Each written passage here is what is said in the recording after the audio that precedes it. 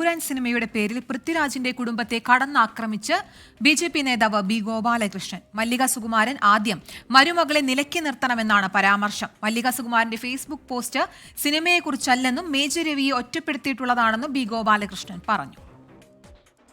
Major രവിയെ മല്ലിക സുകുമാരൻ വിമർശിക്കുന്നതിന് മുമ്പ് മരുമകളെ വിമർശിക്കേണ്ടത്. മരുമകളാണ് ധിക്കാരത്തോടുകൂടി തരത്തിപ്പോയി കളിക്കട എന്ന നാട്ടിലെ ജനങ്ങളോട് പറഞ്ഞത്. സ്വന്തം മരുമകളെ നിലയ്ക്ക് നിർത്തണം.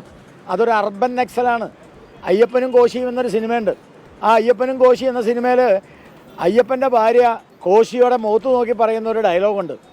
ആ ഡയലോഗ് എന്താണെന്നുള്ളത് മല്ലിക സുകുമാരൻ അറിയാം. അത് മല്ലിക സുകുമാരൻ അനുഭവിക്കേണ്ടി വരും.